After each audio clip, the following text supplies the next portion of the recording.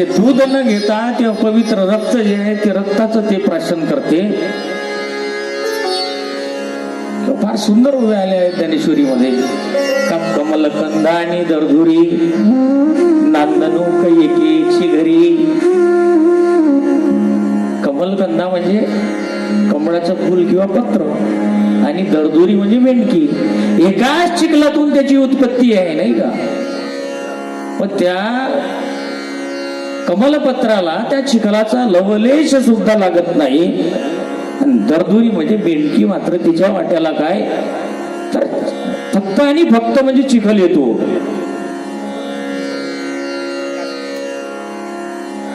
तमाशामध्ये दान केलं जाते. पण ते दान जे आहे आणि त्यालाही मोठा अभिमान वाटते. चांगली 500ची नोट खिशातून काढून ते साडी बिडी पातळ घालून राहते ना काय नाच्या म्हणते त्याला नाच्या. त्या नाच्याले असं लोकायले गरगर फिरवून ते दाखवून नोट अशी देते मग त्याच्या हातामध्ये. मग ते नाव घेते. आता भारुडाची नाव घेईन तुम्ही असं हे दान. त्याच्यामध्ये वाद्याचे प्रकार आहे. याच्यामध्ये आपण सांगितले की लावणी मृदंग श्रुती टाळ घोष शिव ब्रह्मरस आवडीने. ब्रह्मरस आहे या ठिकाणी. पण हे आवडत नाही. पण त्या ठिकाणी काय राहते ते ढोलकर आहे. ढोलकर ते डुबलो रे डुबलो डुबलो रे डुबलो डुबलो रे डुबलो. मग ते चुनक कोण कोण कोण कोण कोण कोण कोण कोण कोण कोण कोण कोण ते मंजिरा असते. सब्जन सब्जन सब्जन सब्जन. ते करणारे जे आहे ते डुबले. त्याचं काही म्हणजे होणार आहे का सार्थक होणार आहे का जीवनाचं त्याचे होणार नाही. जे त्या ठिकाणी गेले त्याचंही सार्थक नाहीये. म्हणून दान जे आहे ते दान सत्पत्र केलं पाहिजे. आणि भगवत कार्य आहे. या ठिकाणी कार्यकर्ते जे आहे ते कार्यकर्ते घरापर्यंत नाही आले तरी आपण मंडपापर्यंत गेलं पाहिजे आणि वर्गणी जी आहे ती दिली पाहिजे. कारण ही ठेव आहे. बँकेमध्ये ठेवलेले फक्त इथंच कामामध्ये येते. पण या ठिकाणी जे दिलेलं दान आहे ते इथून दिल्याच्या नंतर ही एक डिपॉझिट आहे. आणि ते डिपॉझिट परलोकात सुद्धा मात्र ते आपल्या कामी पडते. तर अशा पद्धतीनं दया जी आहे ती दया राहिली नाही. दान जे आहे ते दान राहिलं नाही. आहे दान पण कसं आहे दिखाऊ आहे. आणि काही काही देणारे आहे ना खूप. त्याच्यातही प्रकार आहे. देणारे भरपूर आहे. राजकीय पुढारी वगैरे खूप दान देतात. कसं एक गोष्ट सांगतो म्हणजे तुमच्या लक्षात येईल.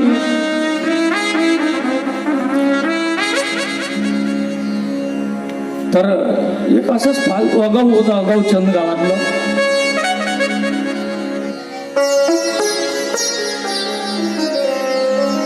ते इलेक्शन मध्ये उभं राहिलं आणि इलेक्शन उभं राहिलं. आता जे आगाऊ चंद तेच येते. चांगलं गिंगलं लोकायला काही पटत नाही. ते काही निवडून येत नाही चांगलं. तर त्याच्यामध्ये लय सोय करावं लागते नाही का. भजी आहे पावटी सर्व प्रकार आहे त्याच्यामध्ये. ते जो ज्याला करता येते तो निवडून येते. जो करत नाही तो येत नाही. तर ते आलं.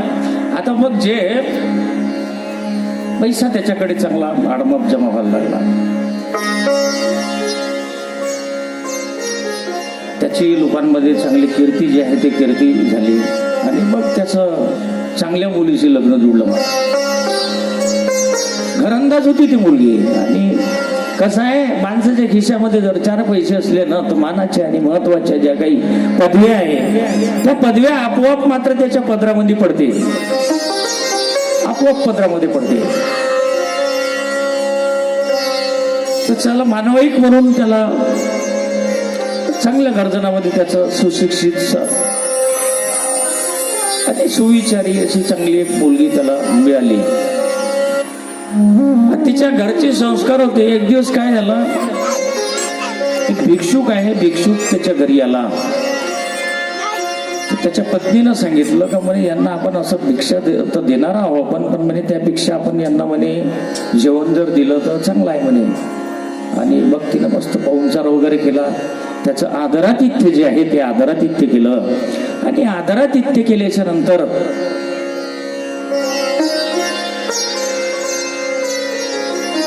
सकाळी मग तो ज्यासाठी निघाला नाही का, तो ज्यासाठी निघाला तर त्यानं त्याची झोळी जी आहे ती झोळी खुंटीला टांगून ठेवली होती. आता खुंटीला टांगून झोळी ठेवली होती, ते झोळी काढली आणि ज्यासाठी निघाला तर तो त्या घराचा मालक आहे ना हातामध्ये दान घेऊन म्हणजे जे द्यायचं आहे ते घेऊन त्याच्या समोर उभा होता. तर त्याच्या झोळीतलं द्रव्य जे आहे ते द्रव्य जे आहे पसार झालेलं होतं. म्हणजे सांगायचं तात्पर्य आहे का काही काही लोकांची रीत अशी आहे का पहिली लुबाडाचं आणि मग वरून देण्याचा आव जो आहे तो देण्याचा आव आणायचा. तर असंही देणारे आहे. तर अशा प्रकारे दया राहिली नाही. दान जे आहे ते दान सुद्धा राहिलं नाही.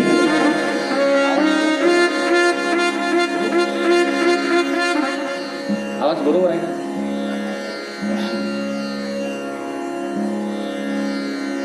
दया राहिली नाही, दान राहिलं नाही. माणूस बोलते एक आणि करतो एक, चालते एकीकडनं पाहते एकीकडं.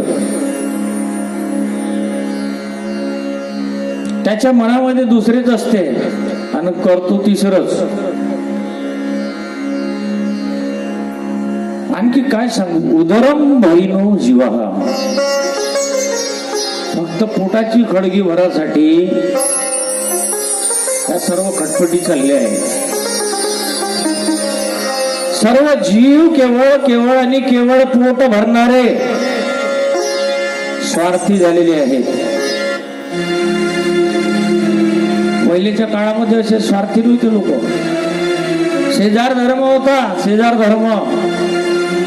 लहान लहान लेकरं जर घरी राहिले आणि पाहूनपणा घरच्या आई वडिलाले जर जायचं असलं तर त्याला सांगून जाय बाजूच्या घरवाल्याले का म्हणे लहान मुलं आहे घराकडे लक्ष ठेवू जा. कोणत्याच गोष्टीचं टेन्शन नव्हतं. पण आता आपल्या बाजूला कोण का खातो कोणाचं एकमेकाचं काही कोणाला माहित राहत नाही. उष्ण पासणं आपल्या खेड्यातला रिवाज होता पण आता राहिलं नाही. रामकृष्ण हरी. सर्व जीव जे आहे केवळ पोट भरणारे आणि स्वार्थी अशा प्रकारचे जीव जे आहे झालेले आहेत. समाजामध्ये कोणत्याही ठिकाणी शांती राहिली नाही. आहे का शांती? शांती नाही. शांती परते नाही सुख. घे चिते दुःख म्हणून या शांती धरा उत्तराल कैल तिरा. शांती राहिली नाही.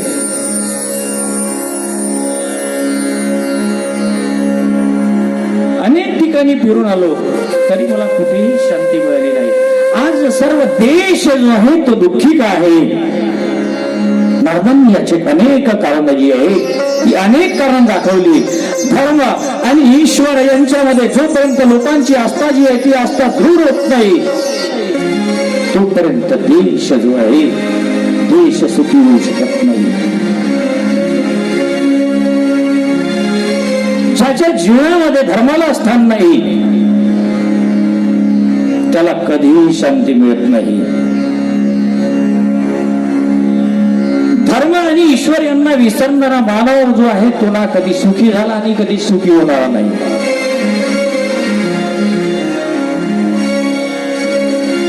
आणि या जगामध्ये आता धर्म राहिला तरी कुठे वाटते का? धर्म राहिलाच नाही.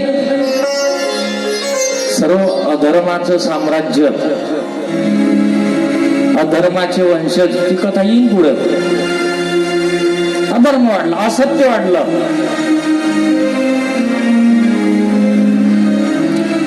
आणि असत्यासारखं दुसरं पाप जे आहे ते असत्यासारखं दुसरं पाप नाही हे उपनिषदामध्ये सांगितलं आहे की असत्य बोलणारा जो आहे त्याला केवळ पापच लागत नाही तर त्याचा पुण्याचाही क्षय झाल्याशिवाय राहत नाही. जर तुम्हाला आनंद मिळावा असं जर वाटत असेल तर सत्यावर निष्ठा ठेवा. सत्यावर निष्ठा ठेवा. सत्यनारायणावर निष्ठा ठेवा. नारायण या सत्यच आहे. काल सांगितलं रोजची कथा आहे ना. हो. पण आपला संकल्प जो आहे तो असत्याचा आहे. सत्य नाही. पूजा कोणाची? सत्यनारायणाची. आणि भाव जो करणारा आहे त्याच्या मनात भाव नाही. तो दुकानदाराला जाऊन सांगते का महाराज पूजेसाठी सुपाऱ्या पाहिजे, बदामा पाहिजे, एक खायच्या लायकीची नाही. नाव किडीत फेकून द्यायच्या आणि ते रंगीत सुपारी रंग लावून राहिले ते नारळही कामाचं राहत नाही. बरं ते पूजा सत्यनारायणाची ऐकायला काहीतरी चांगले लोक आणून बसवते का? आता तर करतच नाही म्हणा, पण लग्न गिग्न झाल्यावर करते पूजा. तुम्ही केली होती का पाटील? केली होती ना? यायला केली होती सत्यनारायणाची पूजा.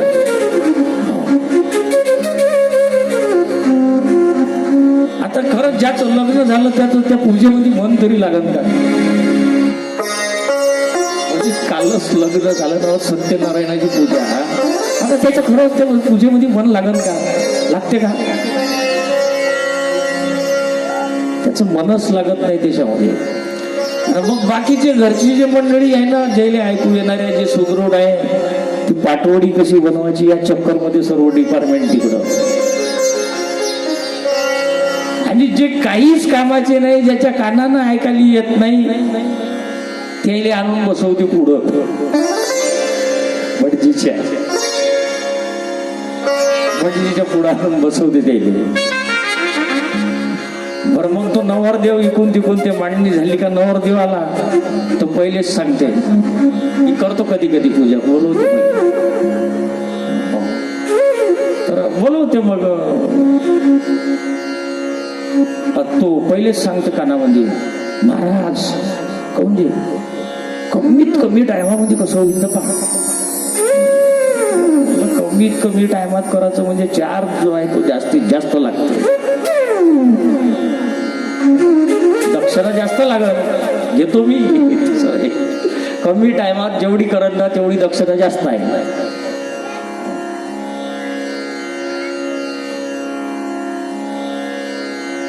बरं ते कापड जो आहे स्वतः भरजरी घातलेला आहे 1000 रुपये मीटरचा. आणि देवाची पूजा करायची आहे तर तो दुकानदाराला सांगते का तून द्या म्हणते.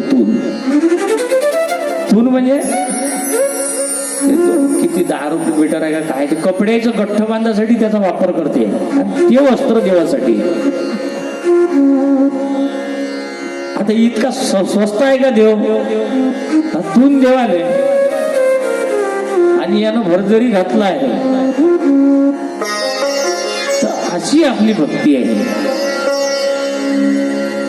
नाही तर ती पूजा जर त्या भक्तिभावानं केली, स्कंद पुराणामध्ये ती कथा आली आहे सत्यनारायणाची.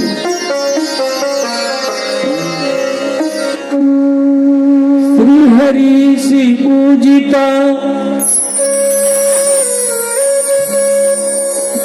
श्रीहरीसी पूजिता दूर करी व्यथा दूर करी व्यथा. एक सत्य नारायण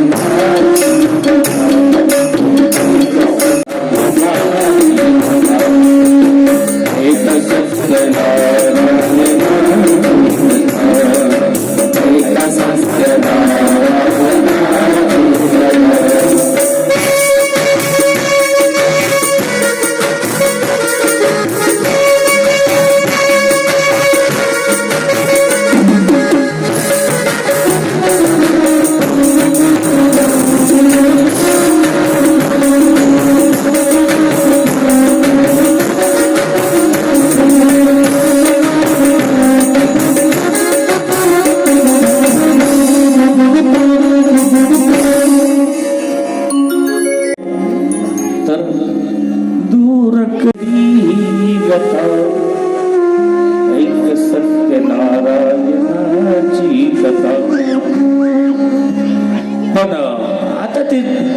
तसं राहिलं नाही.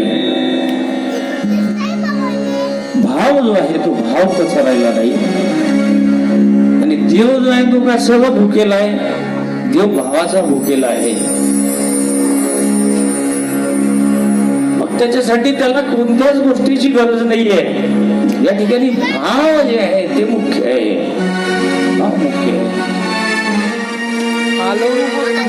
साहित्य नाही पाहिजे, घेऊ का तिकडं? साधनं नाही पाहिजे. पत्रम पुष्पम फलम तुयम यो मे भक्ता प्रयच्छति. भक्तिभावानं भगवंताला पान जरी वाहिलं तरी तो संतुष्ट होतो. आता पानायले काही विकत घ्यायला लागत नाही. फळ जे आहे कोणत्याही प्रकारचं फळ सुद्धा देवाला अर्पण करता येते. फलम तुयम, पाणी तर सर्व ठिकाणी उपलब्ध आहे. पाणी जरी भक्तिभावानं आपण भगवंताला अर्पण केलं तर या ठिकाणी प्रधान काय आहे, मुख्य काय आहे? भाव मुख्य आहे. अशा प्रकारे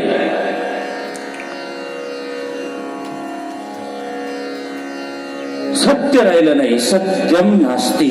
जगात असत्य जे आहे त्या असत्य फार वाढलं आहे. आणि असत्यासारखं जे आहे ते दुसरं पाप नाही तर त्याच्या पुण्याचा सुद्धा क्षय झाल्याशिवाय राहत नाही. तुम्हाला खरा आनंद व्हावा असं जर वाटत असेल ना तर सत्यावर निष्ठा ठेवा.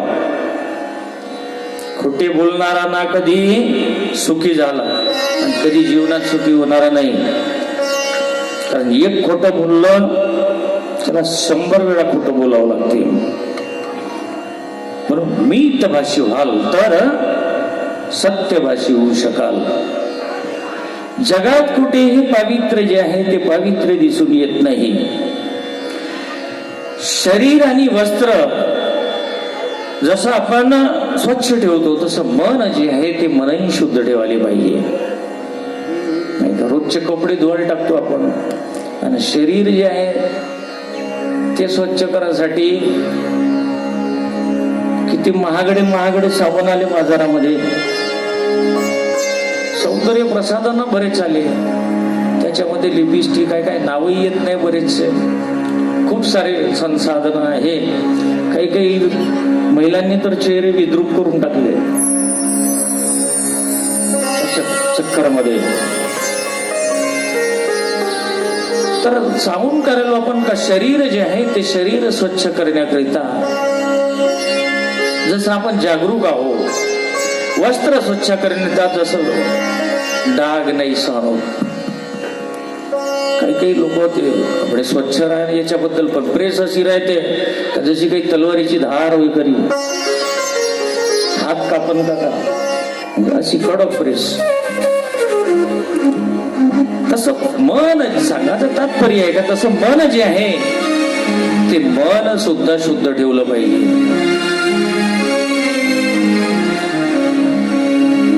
माणूस कपडे स्वच्छ ठेवतो, नीट ठेवतो,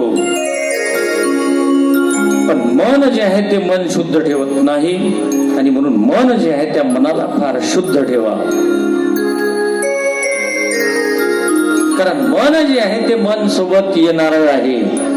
एक हरी आत्मा जीव शिव सम वाया तू दुर्गमा घन घाली मना. ते मन सोबत येणार आहे. आता जे सोबत येणार आहे त्याची आपण काळजी घेत नाही. मन करा रे प्रसन्न, मन करा रे प्रसन्न.